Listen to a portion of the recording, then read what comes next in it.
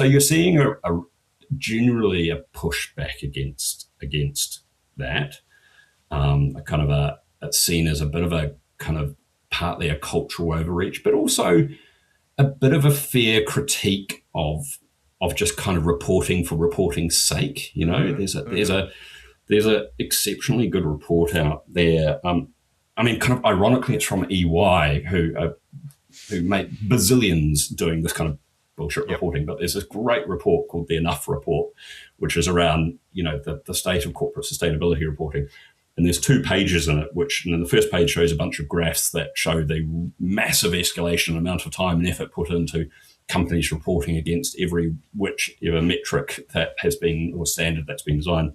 And then the next page shows, the sharp and rapid decline of all environmental and social and governance indicators around the world. And so I think part of the fair pushback against ESG is it has been kind of consultant jobs for consultants in terms of, you got to report on this, this, and this, and this, but as it actually making things better. All right, folks, today I'm chatting with Sefton Darby, and Sefton and I have been chatting for years about all sorts of things. Sefton comes out of a different background to some of the usual folks on this channel, geologists, engineers, and so on. He's a policy guy, and he's worked in regulation, worked overseas for governments, for NGOs, and kind of drifted back to New Zealand. And he's been kind of instrumental in the New Zealand scene, particularly around policies and regulation and advising both government and companies and so on in New Zealand. So we got chatting because there are some mutual interests here, and dare I roll out the whole ESG thing again. There is so much to say about the current geopolitical risk, critical minerals, fast tracking in New Zealand, right? I mean, is this a good thing? Is it a bad thing? How do we need to do this? And we kind of drift into that problem solving space of, okay, is the funding model broken? Why don't companies focus on spending the money on this early on so that they don't end up in a bad place later on? So it's actually turned into a really interesting discussion. We have a little bit of a slow start, which is my fault because, I haven't had a chat for a while. But if you get into the conversation, we really hit some really exciting points about, okay, never really realized that. So hopefully you get a bit out of that as well. And as always, if you have something useful to say, I'd love to hear more about this. We have a follow-up about the geopolitical risk at some point, and I'd love to hear others' thoughts on this as well. So I hope you enjoy. Let's get into it. As we were discussing, what do you want to talk about? I always say, I don't know, whatever comes to mind. It might be useful to just set the scene a little bit for this conversation, because I became aware of what you were doing roughly around 10 years ago when I was sort of involved with Straterra here in New Zealand, and although we didn't really interact that much, we caught up a few times at a couple of those sort of events over a beer.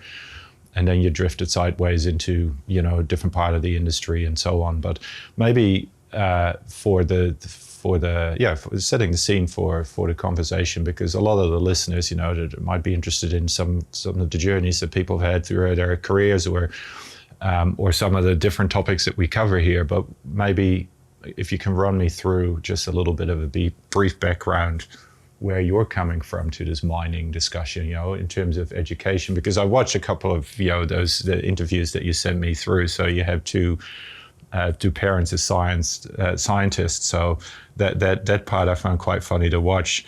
All 3 of their children have done arts and commerce degrees. Right. Okay. Right. So you ended up here. But so how did you drift into this mining landscape of ours? Maybe that's maybe a good place to start. I suppose the answer to that is I drifted in because I didn't want to project manage an airport build project, and that's a bit of a story. So I grew up in Dunedin, grew up on the Otago Peninsula, but I actually had been doing postgrad work in the UK, and so my first job after university was actually in the UK government, and initially in the Prime Minister's Department, the Cabinet Office, and then I moved over to what was then the Department for International Development, so the big kind of overseas aid and development department they had at the time. And when I arrived there, I was given the choice of 2 jobs, because it was kind of a general hiring pool. They'd kind of hired some mid-level managers, and I kind of went over And the first one was to project manage the airport build on St. Helena, which, for those of you who don't know, is a very small speck of an island in the middle of the Atlantic Ocean. Most famous for having been where they exiled Napoleon, kind of because it was about as far away from anywhere as you could possibly get. And that's when Napoleon ended his days, was actually out on St. Helena. Nice. And I thought that project managing an airport build sounded way beyond my competence. And I'm very glad, because that project subsequently became a bit of a 20-year odyssey for the UK government.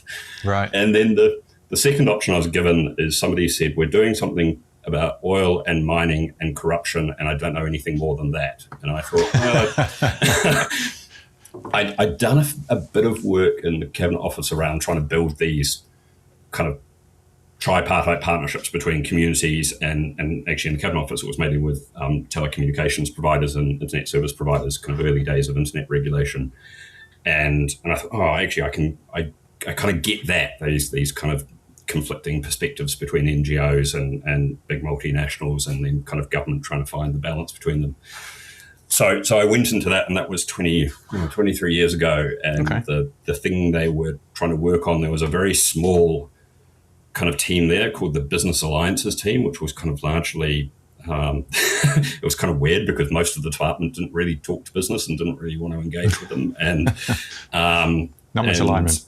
Not much alignment, and they were working on a thing called it's a bit of a mouthful, the Extractive Industries Transparency Initiative, which had kind of been announced by Tony Blair, but it didn't really have any substance to it. It was like kind of an announcement, and the origin of that was people looking at the financial flows, particularly going into Africa.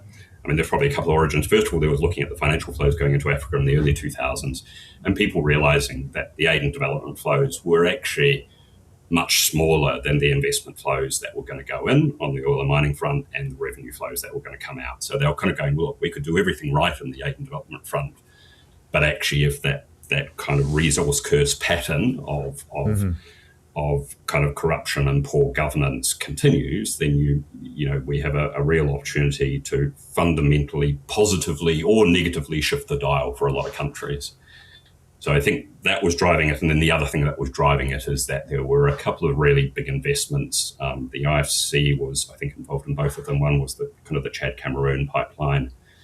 And then the other one was the Baku-Tbilisi-Ceyhan pipeline from Azerbaijan through Georgia and down through to Turkey to kind of get Caspian oil out.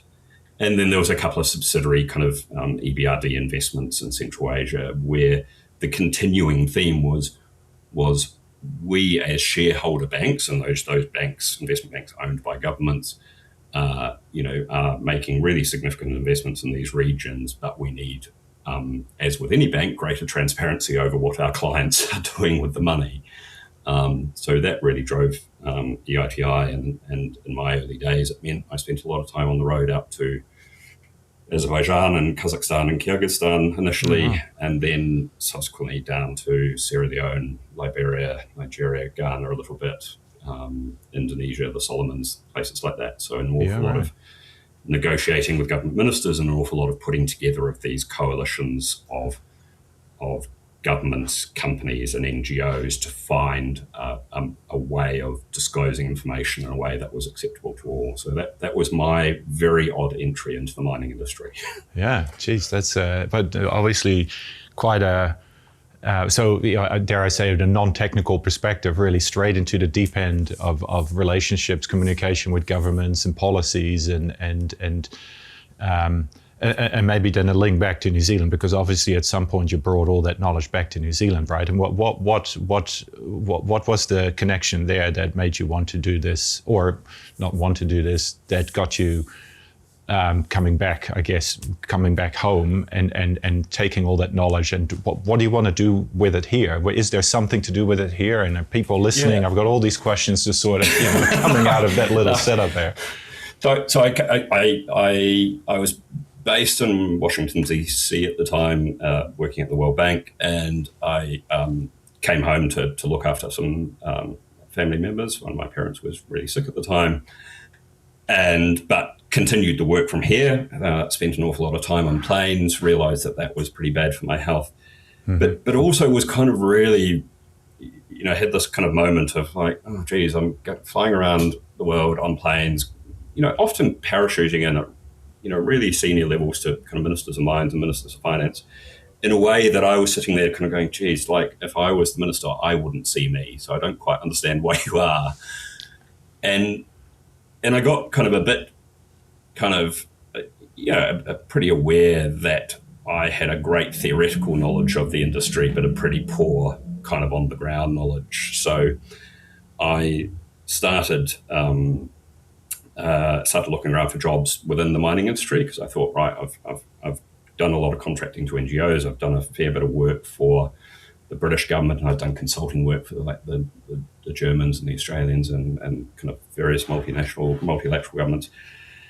And I thought about the companies which I had really enjoyed engaging with. I think I had a list of goodies and baddies in terms of who I'd come across throughout the world, and on my goodies list is I'd been really, really impressed, mainly through West Africa, how Newmont had been engaging with around its Ahafo projects. There was a guy who worked there called Chris Anderson, who was absolutely incredible. Like he was one of the great, still is one of the great kind of advocates for good governance and transparency, and kind of and companies getting out ahead and disclosing kind of really material project information to communities rather than kind of leaving them in the dark. And so I looked up on the Newmont website and thought I was probably going to, if there might be either no jobs or like a job in West Africa or something, and instead there was a job in Waihi.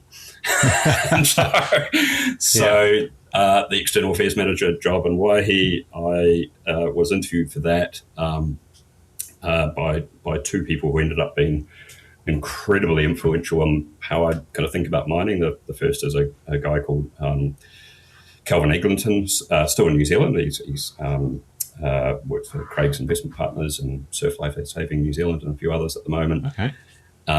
But he was kind of went on to be kind of like quite senior in kind of Newmont, kind of what they call social performance, external affairs model.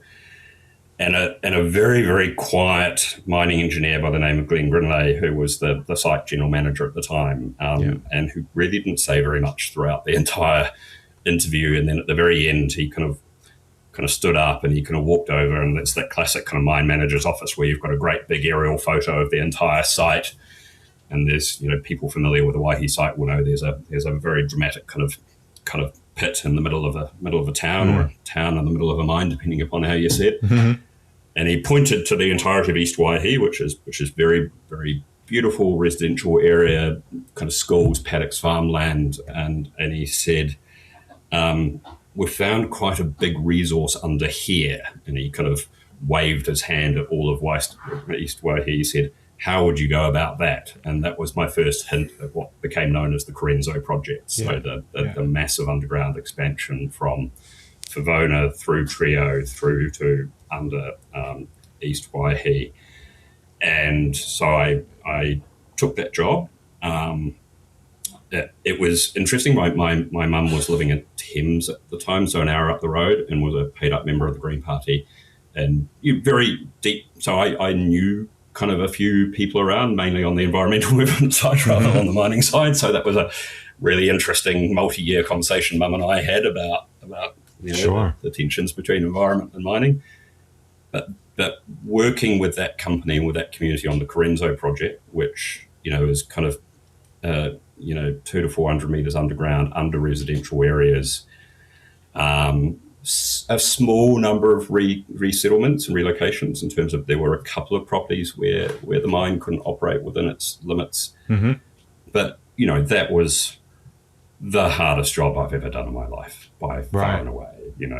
It was daily scrutiny. It was meeting with people in their own homes who, were obviously incredibly worried, in some cases incredibly traumatized just by the idea of it. And of course, there were 10 different views across the community of 4,500 people as to whether the project should happen or how it should happen, how people should be compensated from that project. So that was just massive, and that's where my baptism of fire in the New Zealand mining industry really kicked off. Yeah. Wow, that's yeah.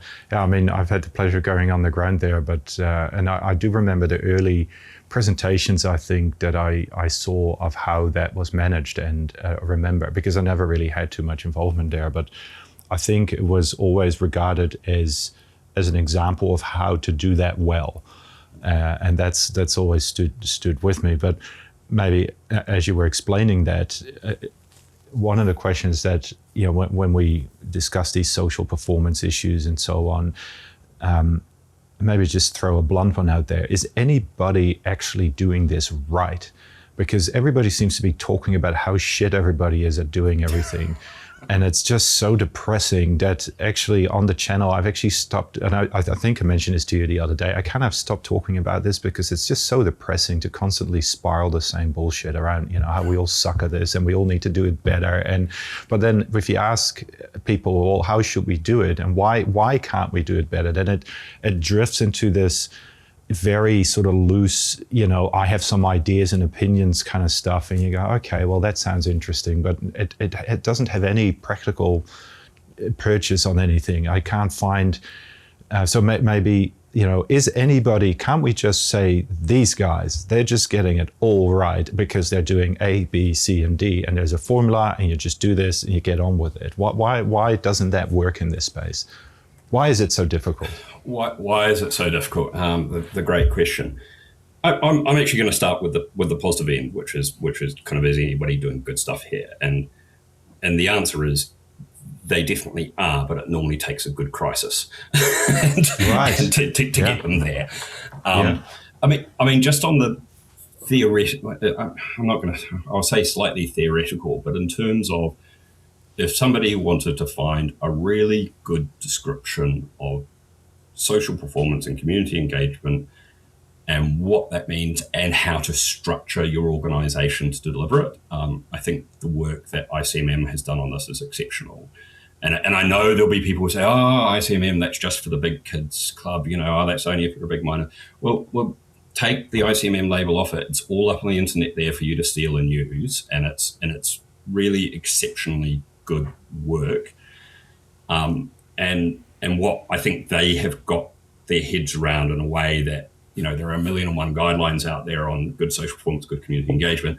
What they've really clearly got their head around, and what was really my experience at Waihi and then subsequently at a bunch of clients, is a lot of people see that function, social performance, community engagement, social responsibility, whatever you want to call it, they see it as, right, your job is to engage externally. And actually, I would say the hardest conversations I've ever had doing that work have been the internal conversations. They've been around the project design, they've been around the budget, they've been around the timing of operations and decisions that we make. And if you have an external facing team that has no link back into operations, has no link back into the what happens when, where discussion, things are going to go badly wrong. And so what I really like about the ICMM work is it really even has a kind of a competency framework there for kind of people operating in the space, with really good emphasis on, do you know kind of where in the stage gate your projects are up to, what are the project budget coming down, like what's your internal influencing skill, and where that goes wrong. And I've seen it quite a lot of times is I'll turn up at a site, you'll talk to the team, and those guys are 99% external engaged, and they're out there talking, and they may even be doing an awesome job in terms of how they engage. But then when you go and talk to the community will say, René, he's a nice bloke, turns up, has a good chat. Nothing ever changes, but I really like René.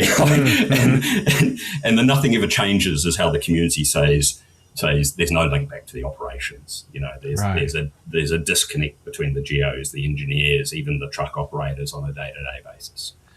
And then just some other good examples. Look, I've been really fortunate. I mean, I think that Correnso project with Waihi was, that's patting myself on the back a bit, but I know that that all the people who followed on from that's not just some gnarly engagement tricks that were pulled. That was some really long kind of consultation timeline. So we were in consultation. We were kind of designing how we were going to do that for about a year before we even went public, and we were talking to the public for more than a year before consents were even lodged. So, and there were quite significant changes around how that project was put into the legal process based on that consultation process. Right. So long lead times and relationships with multiple perspectives in community, lots and lots of data, huge amounts of data gathering, which I think some people think that the social side isn't about data. Actually, it really, really is. And just as a red flag for me is if you've got an externally focused team, another red flag for me is if there's no data. It just means you're making it up, you're guessing. Right, yeah.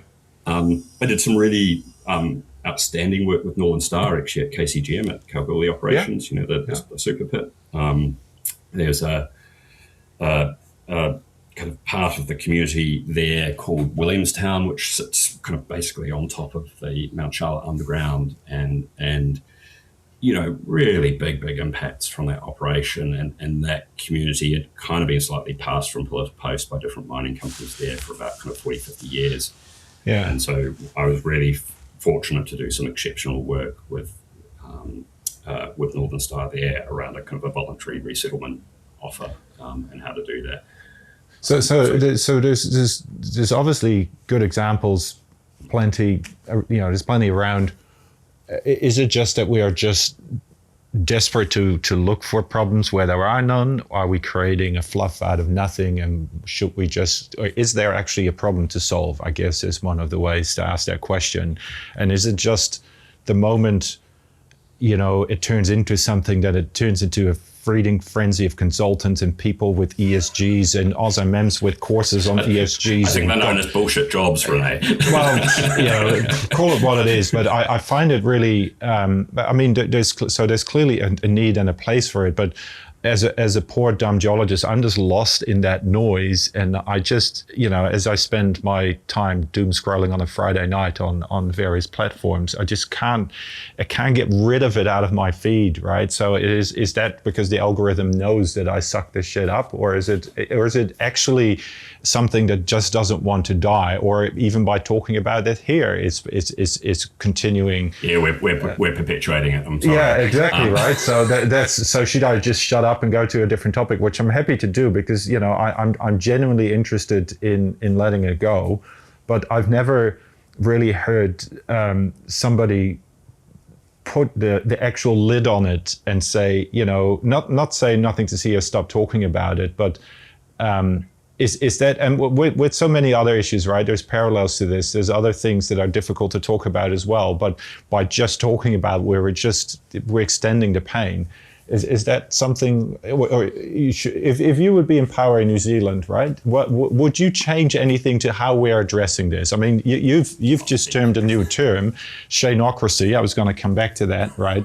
Is this helping us? Is Shaneocracy helping this debate around, how Santana will or will not get their permits? How these projects kind of proceed or not? Sorry, I'm weaving way too many things in here. But you're weaving way too many things in there. So let's go way back to the top of your conversation, which is, is the stuff ever going to be solved? And the first answer is it's definitely your algorithm. Go look at different topics. Like, yes. I regularly have kind of Fox News on my feed just because it confuses them in terms of everything else I look at. It's kind of like he looks at this and Fox. I feel the same. Like, no, I watch this for a reason because I want to see the other side, not because I'm interested. Exactly. No, exactly. Yeah. But there's an important point in that, right? Which is it's really important to find alternative sources of data to understand. It's easy to say that person's got a stupid view on the world. It's much better to understand why they've got that view on the world. Well, so sorry, and just this is why I like the YouTube comment section, right? Because it's the video you go on whatever topic it is, right? Could be something family, kids, whatever your favorite topic is, and you think, oh yeah, that kind of makes sense. And then you read the comments, and this guy says, and this lady says, and you go, oh, that's actually bloody interesting. It's the other side of the debate, which I think is a healthy thing to look for. in any discussion, you go and look for the contrary view to see if you align with that. But then I think the algorithms are actually to blame for a lot of this shit, right? Because they feed on what we think we want to see, but it's not what we want to see. If I don't go on, if you venture onto LinkedIn and say something, and if I don't go on and say you suck, René, within 60 minutes, then it sinks to the bottom of the That's right. of the feed. Get in quick next time. I feel like we should do a deal with each other. I promise to say I'll promise to say that whatever you say sucks if you. I'll just guarantee algorithm kind of. From this day onwards, we will break the LinkedIn algorithm. I like it. Algorithm. Yeah. But in terms of the high level stuff, look, I think on the social performance side, the reason why it's so messy is that we're seeing, you and I have talked about this before, a real backlash against the so-called ESG kind of agenda. If you talk to US-based multinationals, that's putting them in a really difficult position where they're kind of going, in the US, we've been told, DEI is dumb and community's dumb and the environment's dumb. And then we operate in all these other countries where we're getting told the opposite, right? But so you're seeing generally a pushback against that, it's seen as a bit of a kind of partly a cultural overreach, but also a bit of a fair critique of just kind of reporting for reporting's sake. There's a exceptionally good report out there. Kind of ironically, it's from EY who make bazillions doing this kind of bullshit reporting. But there's this great report called the Enough Report, which is around the state of corporate sustainability reporting. And there's 2 pages in it, and then the first page shows a bunch of graphs that show the massive escalation amount of time and effort put into companies reporting against whichever metric that has been, or standard that's been designed. And then the next page shows, the sharp and rapid decline of all environmental and social and governance indicators around the world. And so I think part of the fair pushback against ESG is it has been kind of consultant jobs for consultants in terms of, you got to report on this, this, and this, and this. But as it actually making things better, actually some pretty strong evidence that it might make some shareholders feel better, but it's not having a great environmental and social impact. And if I get really worried when you might have, say, responsible investment funds making decisions upon the quality of sustainability reports, so that's a fair pushback. Yeah. You're also seeing a big pushback in terms of really poor and sluggish economic growth. Not because of the ESG agenda, but because of massive geopolitical instability. We wake up today with headlines around kind of price of oil and what the inflationary effects are going to be on that. But that's translated into, we don't get stuff done. We've got to get stuff done. So there's this kind of fast tracking project kind of speeding up agenda around the world. And that then runs headlong into the fact that all of those things, so that geopolitical instability, the political instability, is actually making kind of environmental and social risk much harder. Yeah. And so you're seeing kind of not just mining, but industries across the world really smashing their capacity to deal with environmental and social impacts and risks at the very same time as those risks are getting harder to deal with. And I can remember, kind of almost 10 years ago, I wrote a book on the state of the mining debate in New Zealand. So I'll get to your Shaneocracy point. And, I can remember looking at the numbers in the industry, and as you'll see, the easy stuff is gone, right? So existing projects in terms of, getting the minerals and the metals that we need, that's going to come from, at the moment, predominantly brownfields expansions. And so it's going to be communities that have already got pretty significant impacts. But in general, you're going to see the expansion of industry in, closer and closer to people. And that's sometimes just a factor of population growth. We've added 2 billion people in the past 25 years. You're going to get closer and closer to people. You're going to get closer and closer to areas that are environmentally sensitive, whether that be national parks or deep sea mining. And it's at a time where, courtesy of the internet, actually communities and different groups and stakeholders are more than ever able to make their voice heard. And so just as there are no easy projects left, just as grade is declining, which means you've got to shift a hell of a lot more rock to get to an awful lot more things, which means you're going to have an awful lot more impact. Corporate, global corporate trends seems to have turned around and said, well, this stuff is dumb. Well, it's not dumb, and if I went in, we think about us as an industry, if I went into a kind of a, used to spend lots of time just sitting there looking at the site risk framework, right? Every month sit down, look at site risk framework. And if I sat there and the engineers kind of said, oh, we've got this risk, and I turned around and said, well, your risk is dumb, we should just not do anything about it, they would say, thanks, Sefton, guy with 2 arts degrees, you can leave the room now. But that's effectively what the companies are saying about environmental and social risk. They are saying, with no data, your risks are dumb, I disagree with them, I don't have to do anything about them. And that's leading us to the point that your algorithm is giving you a horror show.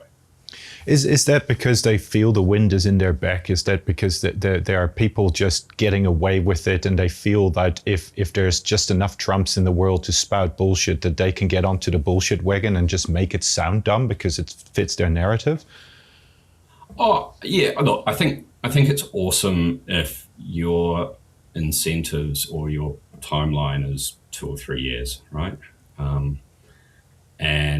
And so it's particularly awesome if you're doing deals. So if you want to get a project from advanced exploration through to a mining approval, but not actually build a mine and not actually operate a mine, then expediting projects and saying, screw the rest of the world, I just want to build stuff is just brilliant if you don't have to be there to deliver the long term.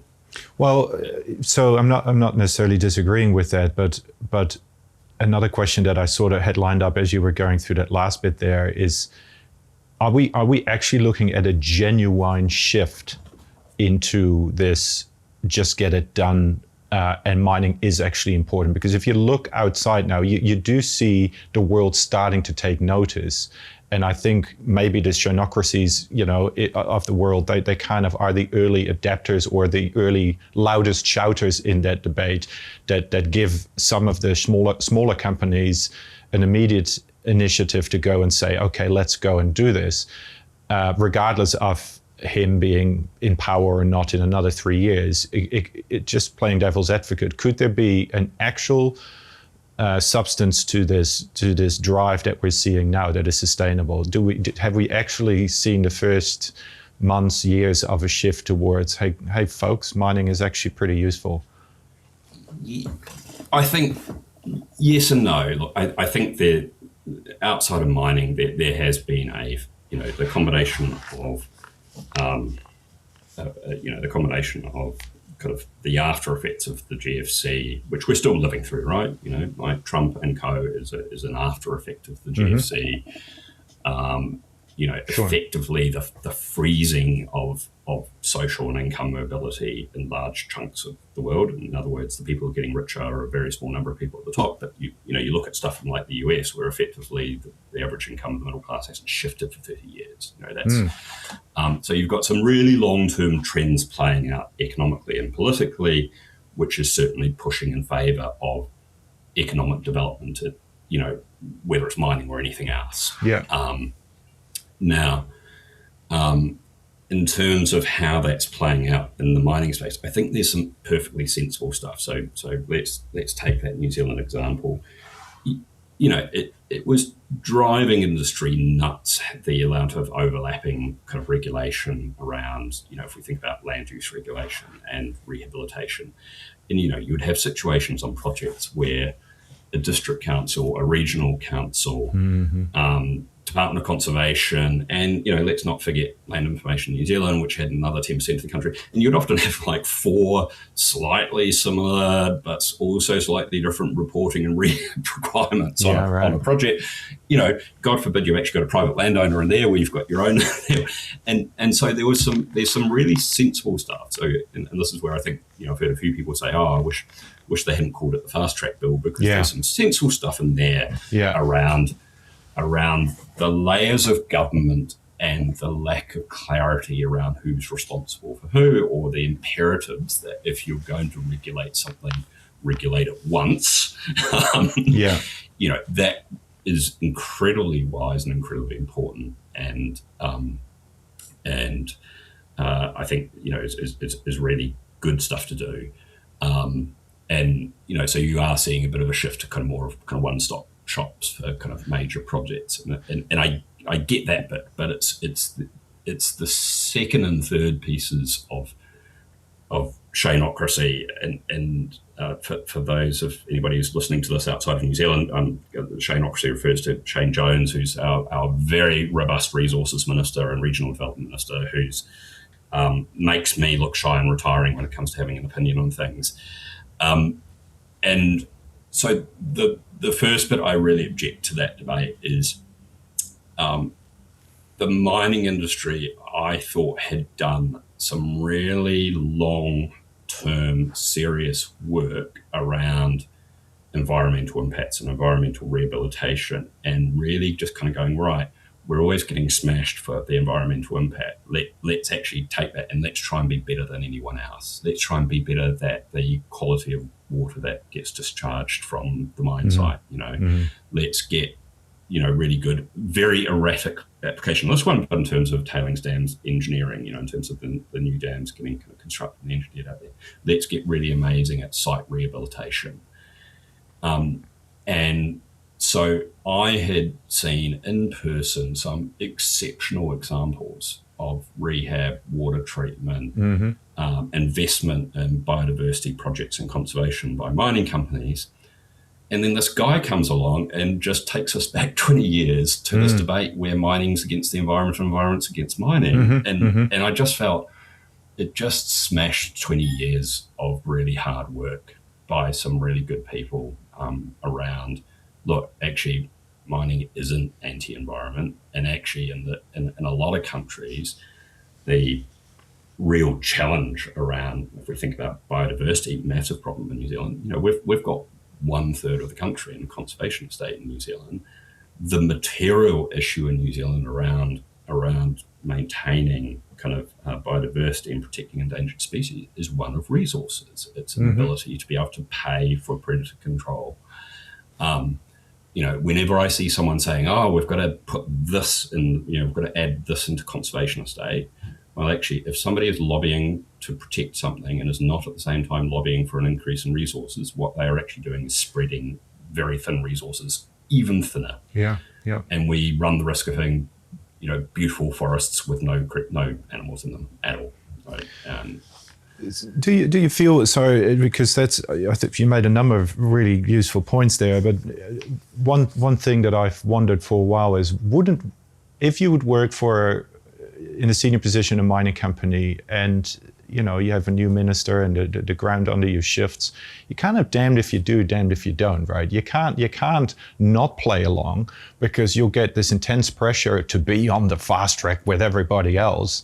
So everybody jumps on the fast track thing, and it kind of, as you just said, I would say most people would feel that 20 years backwards. I found that comment really hit hard, because that's what it feels like, if that makes any sense. But it would feel like that to any seasoned mining governance person in New Zealand. So then, by just jumping on the ship, you kind of go along with it, and you add fuel to the fire. Are we kind of therefore making our own bed here? I mean, is this? Yeah. So it's a really interesting point. So first of all, I challenge the notion that you have to kind of, I think people jumping on the ship is part of the problem. There was actually an early version of fast track where you could go through the EPA and get rid of all that, not you could have a centralized EPA process rather than a district and regional council kind of process. And interestingly, we were offered that at Waihi when I was there, and we turned it down. Right. And we turned it down because we went, and I remember kind of the GM of the site saying, look, we could end up with permits, but we could end up not being able to use them because the excluding local communities and local stakeholders, not having that conversation, not having that process whereby you get all of the evidence out and scrutinized and peer reviewed and challenged and shouted about, there's actually value in that. And so we quite purposefully made the decision not to go through a centralized EBA process, because we thought that in the long run, it would be more sustainable for us to have a local process. If I think about, there's a couple of examples I use from Australia, obviously a very different kind of environment in terms of attitudes towards mining in there. But, you go back to the heart of, say, the Morrison government, so very right-wing government,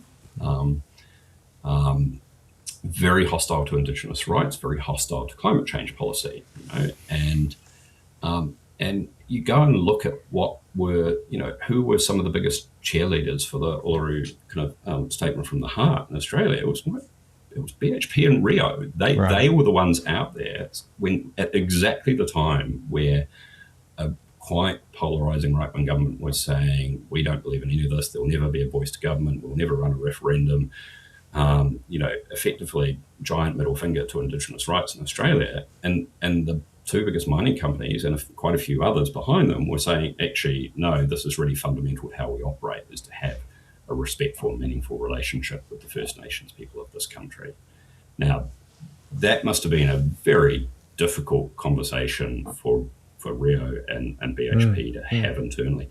And they were doing the same on climate change. Again, you had a government that was overtly hostile to action on climate change. And again, you had a lot of companies just kind of going, where you can say what you want, but effectively our insurance companies and a large chunk of the market's already decided which way it's going, and it's not going in the direction of let's just pretend climate change doesn't exist. Yeah. And so again, they were front and center making quite loud declarations and statements around the amount of investment they were going to do around reducing greenhouse gases, around electrification of fleets. And so I put those as three examples, the Waihi example and then the Indigenous and the climate change examples where actually mining companies thinking about the long term and thinking about what direction is society as a whole going in here, not just the politicians of the day, actually take some risks, or not even some risks, actually turn around and say, let's make a decision that we think is going to last 20 years, not last 2 or 3. So you kind of said, isn't there this pressure to go along? Yeah, there is a bit of pressure to go along. But the question is, are you mining for 2 years or are you mining for 20? You've had this conversation, you had this great conversation with Scott and Steve previously about, are you working up a resource? Are you trying to build a mine, or are you just trying to get bought in a couple of years' time? Yeah. And that's the same on the social front. Yeah. No, look, I like that. But maybe just to press on that, are you seeing anybody out there right now, whether it's Santana, obviously in the news on a daily basis here in the ODT, are you seeing anybody that, as a consultant in this space, you'd go, you would benefit from some broader views here, or that's probably a bit of a wanky way to say it, but are you seeing people that are definitely getting it right, who are playing that? And if you don't want to say anything to it, that's fine. I'm not trying to call you out on anything specifically, but I'm interested in people's thoughts that know how the system works and have been in it a number of times. Because when I look at Santana, which is basically only looking at what's in the news and based on some peripheral vision of what's out there and nothing really more. So I don't really speak from a position of knowledge, but I look at it and I go, oh, geez, man, I hope that will be all right, and Barrytown, I go, okay, and then there's Trans-Tasman and Rua, obviously on the West Coast, just launched on the NZX. Are these companies getting it right, or would you say they need to kind of take their foot off the pedal a little bit, or play it cautiously? How would you kind of capture their performance in this space, if you like? I have to be a bit careful in that. It's I've done a tiny, most of my work is Australia-based now. I've done a tiny bit of work for kind of local government and a couple of others in New Zealand, but the amount of direct work I've done for New Zealand industry has been kind of almost non-existent, probably because I've annoyed them all. So these are kind of more general observations. I was kind of presenting at Minerals West Coast up at Runanga kind of, end of October last year. And I was just kind of blown away by the number of people who were there, just kind of going, oh, it's really hard work, but, things are pretty good. And, oh, my God, I'm just going to give up and stop being in business if the government changes at the next election. And I was just like, don't be in the mining industry if that's the case. Exactly. If you can only operate under a government that's in power, max 50% of the time in terms of a centre-right government, you are in the wrong industry. Maybe go into property development or something like that. That's easy. You can flick a house a hell of a lot faster. But true. So my first observation would be if you're not in it to build a mine, if you're not in it for 20 years, if you're not in it to understand what that midpoint of New Zealand society is, which isn't far left, it isn't far right. It's it's reasonably centrist, and we jump from one to the other kind of over time. Then you're in the wrong business.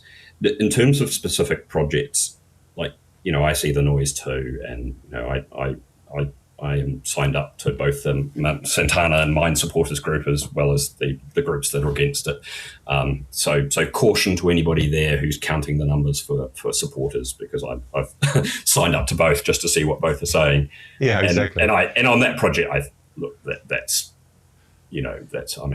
from Otago. I know people. I've got friends on both sides of that debate, and so I have to be a little bit cautious about what I say. Yeah. What I would say is there are projects in New Zealand and around the world where the ability of that project to get through to a mine, the die was cast a decade ago in terms of the relationship building that did or did not happen in those companies. And what we see is that companies go, they finally get to a mining permit stage, or actually, they often get the economic regulation reasonably easily, the mining permit side, but then they kind of get into the land use and the environmental permitting side.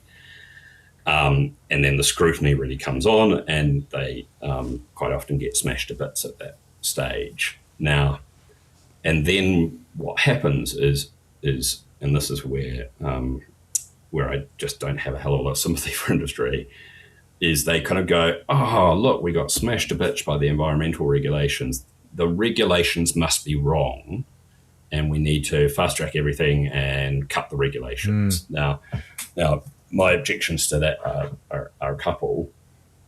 First of all, I know of projects, and I'll be diplomatic and not name them for now, where the reason they got smashed to pieces is because during the exploration phase, or even during the early kind of feasibility stage and moving into kind of consultation around kind of building a mine, there was either no resources putting into engaging with Indigenous peoples, with communities, with environmental groups, or there was tokenistic engagement, or there was, in some cases, overtly hostile engagement. And, I can remember, I was kind of national manager of mining at MB for a couple of very unhappy years. And I can remember going and visiting a couple of kind of project offices and seeing, row after row of people designing mines and kind of crunching geological models and kind of doing the numbers on that. And then you'd kind of say, tell me about what your environmental and social plans are. And they might say, that's with our lawyers. There was no one there. Well, there might be like one person in the back of the room without any windows. Now, and then, I would often hear back as regulator from city councils, from iwi groups, from hapu, and they say,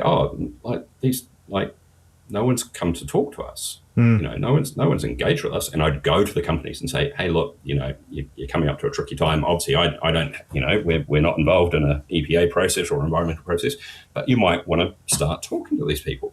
And just nothing would happen. Or in one case, I can think of like a senior company executive called up an incredibly influential and powerful kind of iwi group in New Zealand and effectively shouted at them down the phone. Now, those are the people who then turn up and say that the law is dumb. Well, no, the law's not dumb. You engaged in massive value destruction of your own project before it even got to the critical permitting gates, and people just need to grow up and take a bit of responsibility there. Now, look,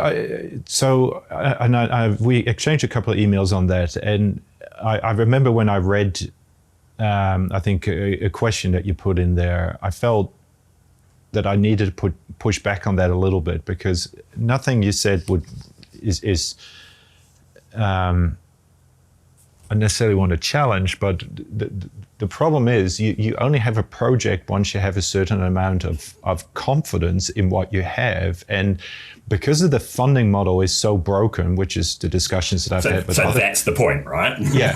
Well, so and that's the interesting, it all circles back to this one devilish sort of points about, if you only have $4 million to play with, you're not going to put $1 million in community engagement and $3 million in the ground. Because if you're a junior explorer, the only metric is dollars in the ground as a shareholder. The rest doesn't move the needle, right? It's dollars in the ground. So, and the whole process of developing a project, there is no single eureka moment of, now we have it. I mean, there are clearly a number of milestones where it's obvious that, hey, now this thing is becoming interesting, right? Now we need to pay attention. And then usually everybody starts scrambling and building the teams, because so far it's just the MD, who happens to be a geologist and also the EM and he's also the IT manager, and he's also, right? And at that point in time, and I've just gone through this with a group in WA, right? A bunch of young folks who discovered one of the biggest discoveries, there's 4 or 5 people in a group. And then in the next 10 months, you have to scale this huge thing up and get engineers on board and consultants here, and everybody has an opinion, and it's not easy. So, and then to say, folks, let's just go and do all of this community engagement and make all of this time. Everybody's working 60-hour weeks just to get results from the drill rig back into a model, and and the road trips to what I'm putting down is it sounds easy to say that if you're coming from that policy regulator background, but if you're the MD trying to raise $4 million for the next few drill holes, what you're going to do is knock on the door with the landowner and say, hey, we're just doing some exploration. Chances are 1,000 to 1 that you'll never hear from me again, right? Yeah. But because you're not going to say, hey, in 10 years from now, there will be a big hole in your back garden, because you have to kind of pace that a little bit, right? That discussion is so difficult for us as actually internal to the industry. And then you try to lay that onto a poor farmer's table on day dot. That's difficult, man. No, so here we're in the critical kind of conversation, and I've been working on this for a client kind of recently, which is the funding model is broken, right? Mm-hmm. Which is, and it keeps on going back to that question, which is, are you in it to kind of prove up a resource, or are you in it to eventually build a mine or to sell a potential mine to someone? And so, so if there is no resourcing available to at least understand social environmental risks at an early stage, and then you carry those risks for a decade, and then they explode out only once you've got serious funding to kind of start building it up, and as you said, go from 5 people to 80 people. Well, that's really a funding model that says environment and people is a function of money, and more money and more people will fix the problem. And the problem is kind of, ecosystems and people don't operate like that. So there will be a bunch of people who say, actually, I've got 10 years of being ignored by you. Or actually, if they had only come and asked me 10 years ago, I would have said, actually, that 5% of your project's going to kill the other 95% because people are going to hate it, and you shouldn't even bother putting a drill hole in there. And so you've got all those challenges that you put, which is, exploration is very transitory. Like, you might have a 5-year permit. You will know better than me, of that 5 years, how much of that time are you actually going to be on the ground drilling holes? Like not much, right? In the early days. Yeah. So you're often not there.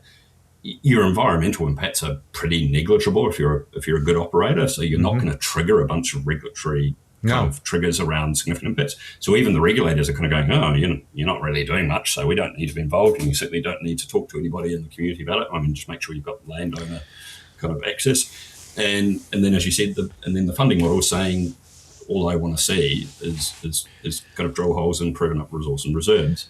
And yet that model doesn't work when it comes to building a mine.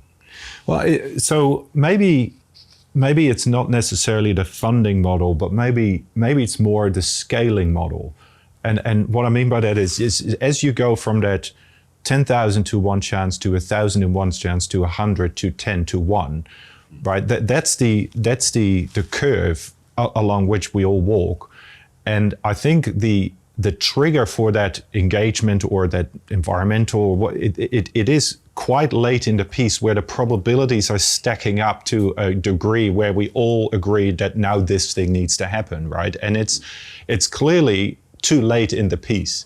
And it's not necessarily because you can't change the funding model, because as I keep shouting, we live in a capitalist society. The funding model is what the world is demanding from us. Nobody can want it to be different or can make it to be different unless you live in a benevolent dictatorship, right? It's just not, with policy and regulation is not just going to change that funding model. I've listened to enough presentations at FMFs in Saudi. But I'm going to push back on that. Your social media feed is very similar to mine in terms of the number of people kind of moaning and complaining about, well, the majors have surrendered exploration, we're out of here. And then there's a feed's worth of, governments have declared that they want X, Y, Z critical minerals out of the ground in the next 10 years. And yet, those projects are not happening. Now, to me, you can either say, oh, well, we live with the current market, or you can call it for what it is. There's a market failure, which is in order to meet future minerals and metals demands, we are going to be more and more operating in environmentally and socially complex places. We are going to be having more impacts because of declining grade. And if one model is, well, we're only going to consider that at the very last moment, and that's a dominant kind of exploration model at the moment, well, that's actually a broken market. That's not just where you have to suck it up and think. Now, there's an interesting, there's a kind of a couple of people out there kind of going, can we build a new model of exploration company? Can we find different kinds of investors? And actually then some of the challenging stuff to push back to the policy people is to say, actually, there needs to be maybe in terms of understanding kind of environmental impacts or social impacts, but actually maybe there needs to be some direct investment in good public science from governments, rather than leaving it up. Because you often have, I remember one of the regional heads of the Department of Conservation saying to me, he said, oh, it's amazing the coincidence between high biodiversity values and economic development. And of course, what he was joking is he said, the only time, or not the only time, but the most of the time, the way we discover that, biodiversity values is because someone has to go out and do a bunch of work because they want an economic use of a particular area, whether that's a tourism use or a farming use or a mining use. Now that strikes me as a pretty cruddy way of understanding what our environmental risks are throughout a country, that we're leaving it to the point of an economic development to understand. And we've got a real tension here around public science versus public scientists who feel a bit under pressure to do private consulting work. So finding ways, and I think the Parliamentary Commissioner for the Environment's been talking about finding ways of knitting together all of the environmental information that we've already got and finding ways of where actually government should be putting, I'd say, more investment into that kind of upfront public science in terms of understanding what we've got. So in doing so would actually hopefully, first of all, de-risk economic developments of all sectors in terms of avoiding areas with really, really high values. And at the same time, actually help stop us from getting into these arguments where we're kind of going, hey, I can't believe we're talking about an incredibly endangered species here. We shouldn't even be talking about it. So we need that balance between, I don't think it's like either you have economic development or looking after endangered species. And the worst place to have the conversation is through a mining approval process. That should have been sorted years ago. Well, no, I take your point there. I mean, and for governments to play their role in de-risking some of that early investment and bringing that whole milestone forward is a very strong argument. And I don't, and you can definitely see that shift in grounds as well, because what's happening in Europe with critical minerals, and I was going to come back to your comment about critical minerals funding that you made 2 weeks ago as well. To weave that in there. So there's clearly, and what's happening in America now and with the Saudi factor as well, and people really at the government level supporting that. So the $80 million fund is what I'm talking about in New Zealand, right, to come back to. So in essence, these are good things because they should allow companies to de-risk that. And then I guess, because you push back on my point, and I just want to clarify that I'm not advocating for that decision point to come as late as it currently is. I would love it for it to come forward. I just can't see it happening in the current situation from with my because I guess I'm the proud director of an exploration company myself. Exploration company, I say. Yes. Well done. Well, I did nothing, obviously. I just stared at it, but as per usual. But it is kind of, so we try to do the right thing and be on the ground, and we want to build a mine. And I can sense myself going through the 5 stages of emotion, I guess, that you kind of, and you want to do it. Yeah, right. And then there is real life, ta-da. And then there's the bank account, and then there's the consultants, and then there's politics, and then there's just the market and the money that you get and what your shareholders want from you. And they're very vocal about what they want from you, right?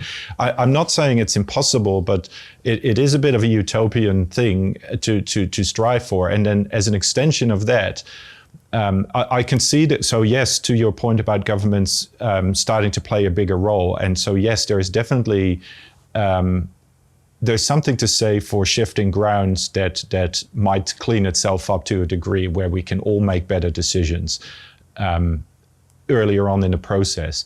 But it's still going to be, until you have found something of value and we have milestones for what that value is, your decision making on where your money is spent, unless you get so heavily subsidized by a government that really wants you to be there and do all these things properly, that's just going to be a tough choice for some years to come, right? And I can't, and I'm not a doom and gloomer. I really want to see this happening, but I think there's so many practical daily grind things just in the way of that.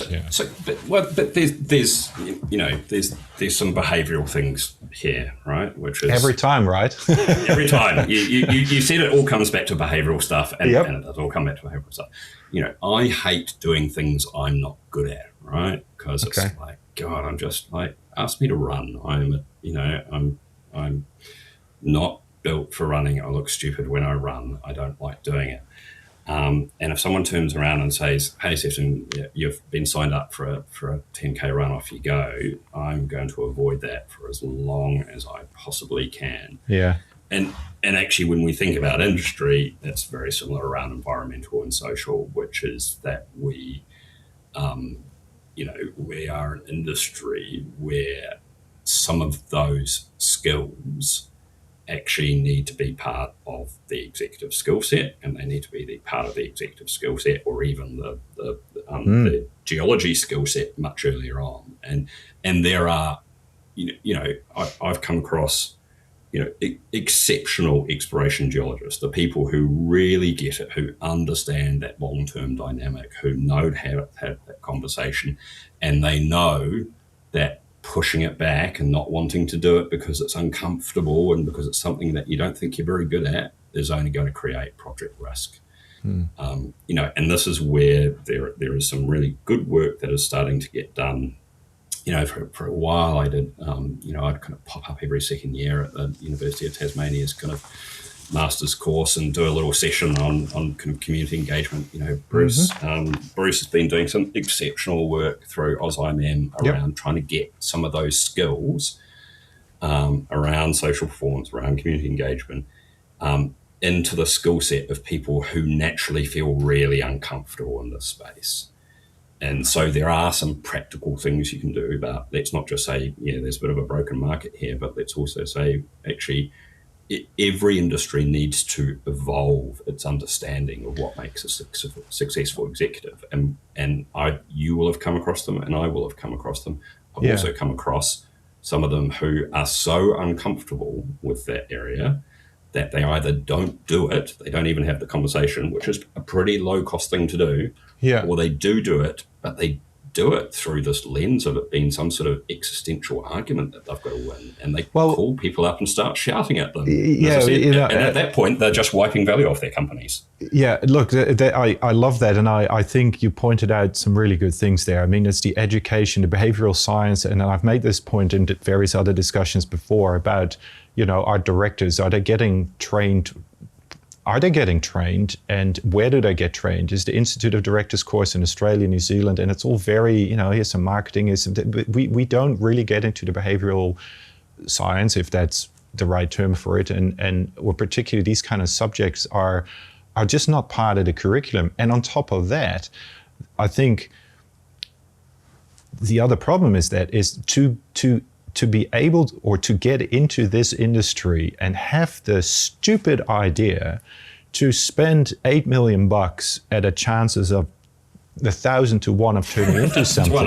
You're not going to be a director with governance ninja level 9. You're going to be an entrepreneur who's willing to take a punt at it. And for that reason, you don't come with that other set of skills regularly. I mean, I don't want to alienate all the viewers who are entrepreneurs and MDs of companies for calling them incapable at all, but I can see how that field of the bottom end that needs to take the punt at some moose pasture somewhere in the shit sticks middle of nowhere, put some money on the line to go and explore.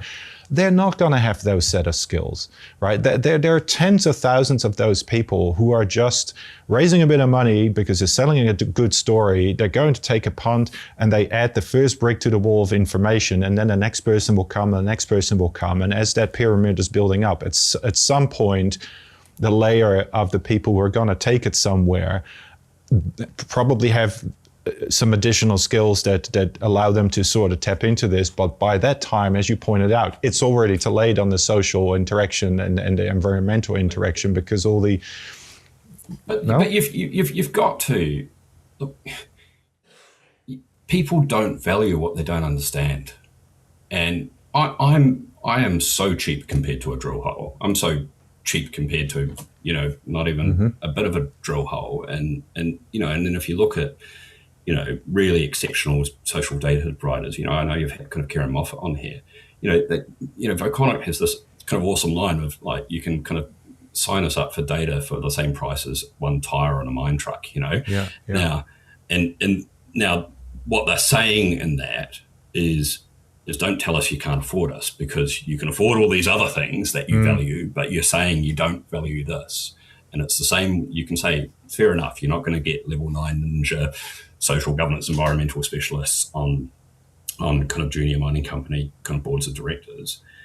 Well, at least you need to be able to understand that if you don't understand something, then you've probably got a poor appreciation of what value it has. And that maybe you need to kind of get stuff, because my observation would be, I keep on hearing this again and again, and I hear people saying, oh, we're going to spend $2 million this year, or $4 million, or $8 million, and but we can't afford social. And I'm just going to go, well, that's you not valuing something you don't understand. And yes, responding to the market dynamics. But I do have to keep on pushing back, because I keep on pushing back to, are you drilling a hole or are you building a mine? Yeah. Take your pick. And that requires more sophisticated investors as well. Yeah. Now, look, that's, I think, definitely kicked that around enough to. I enjoyed that conversation. It's a tricky one, and I do think we are. I always want to finish on a positive note, right? I do think we're moving into a better space, although the term fast track, to come back all the way to that, perhaps unfortunately chosen, because it comes with this, you're shortcutting stuff, and that's never a good thing in any language, right? So there's aesthetics as well that come into play here that you just can't avoid in terms of the social perception of what we are as an industry. But what we see from the data, not just from me having reckons, because I'm a policy guy, there's really good longitudinal data in Australia now around kind of what drives trust and acceptance in the industry. And you would have talked to Karen about this. There's some good stuff out of actually, I've done a similar kind of nationwide one in Canada recently, and the stuff that drives community acceptance is not just, we're going to have a bunch of town hall meetings, then we're going to give people jobs. The drivers that come up the top of the modelling again and again, and this is, if we think about it, similar to geological model, where you're stitching together thousands of different data points and you're creating a model and you're kind of doing some very, very sophisticated data science around it. And what that tells us is, first of all, one of the top drivers is consistently kind of a measure of what you'd call procedural fairness or accountability, which is, have you listened to the community? Have you taken that information from them, and have you acted on it? So have you changed how you operate or what you're designing or where you're going as a result? And then consistently, almost across most mining projects, the second driver in those models is good regulation, which is people are more accepting of projects if they are confident that they are going to be well regulated. So I get really angsty around policy settings which say, stuff the community and actually let's water down the regulations. Because all of the data and all the modelling tells me that that's going to crush acceptance and trust in mining companies, not make it better. And so I think we're into a really dangerous territory where we think this is good for us, but in the long term it's going to hurt us. Yeah. No, I agree with that completely. It's dangerous, and I'm not sure if coming all the way back to the start of the conversation, if we need to talk about it more in these kind of open settings.